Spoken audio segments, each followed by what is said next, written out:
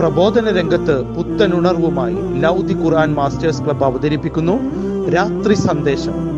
എന്നും രാത്രി 9 മണിക്ക് യൂട്യൂബിലൂടെ പ്രസംഗ പരിശീലന കളരിയിലെ പഠിതാക്കൾ നിങ്ങൾക്കായി ഒരുക്കുന്നു. കേൾക്കുക, പ്രബുദ്ധരാവുക, മറ്റുള്ളവരിലേക്ക് എത്തിക്കുക. ബിസ്മില്ലാ, അൽഹംദുലില്ലാ, അൽഹംദുലില്ലാഹി റബ്ബിൽ ആലമീൻ, വസ്സലാത്തു വസ്സലാമു അലാ റസൂലില്ലാ വഅലാ ആലിഹി വസ്ഹബിഹി അജ്മഈൻ, അമ്മാ ബഅദ്. റബ്ബി ഇശ്റഹ് ലി സദ്രി വയസ്സിർ ലി അംരി വഹ്ലുൽ ഉഖ്ദതം മിൻ ലിസാനി യഫ്ഖഹു ഖൗലി. പ്രിയ ലൗദി ഖുർആൻ മാസ്റ്റേഴ്സ്, എൻ്റെ ശബ്ദം ശ്രവിക്കുന്ന മാന്യ ശ്രോതാക്കളെ, അസ്സലാമു അലൈക്കും വറഹ്മത്തുള്ളാഹി വബറകാതുഹു. അള്ളാഹുവിനെ സ്നേഹിക്കുന്നു എന്ന് നാവ് കൊണ്ട് പറയുന്നതിനപ്പുറം അത് ജീവിതത്തിൽ അനുഭവിക്കാൻ സാധിക്കണമെങ്കിൽ അവനെക്കുറിച്ച് ആഴത്തിൽ അറിയേണ്ടതുണ്ട്. അള്ളാഹുവിനെക്കുറിച്ചുള്ള അറിവ് പകരുന്ന ആനന്ദത്തെക്കുറിച്ചാണ് ഞാനിന്ന് സംസാരിക്കുന്നത്. ഏതൊരു കാര്യത്തെയും നാം സ്നേഹിക്കുന്നത് അതിനെക്കുറിച്ച് കൂടുതൽ അറിയുമ്പോഴാണ്. അതുപോലെ അള്ളാഹുവിൻ്റെ മനോഹരമായ നാമങ്ങളും വിശേഷണങ്ങളും പഠിക്കുമ്പോഴാണ് അവനോടുള്ള സ്നേഹം ഹൃദയത്തിൽ വർദ്ധിക്കുന്നത്.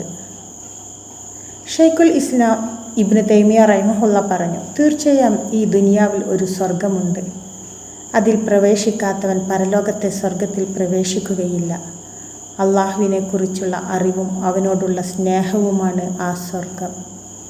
ഈ ആനന്ദം ലഭിച്ചാൽ പിന്നെ ദുനിയാവിലെ ഒരു പ്രയാസവും നമ്മളെ തളർത്തുകയില്ല. ഭരണാധികാരികളും ബിദ്അത്തുകാരും തനിക്കെതിരെ തിരിയുകയും ജയിലിലടക്കുകയും ചെയ്തപ്പോൾ ഇബ്നു തൈമിയ റഹിമഹുള്ള പറഞ്ഞ വാക്കുകൾ ചരിത്ര പ്രസിദ്ധമാണ്. എൻ്റെ ശത്രുക്കൾക്ക് എന്നെ എന്തു ചെയ്യാൻ കഴിയും?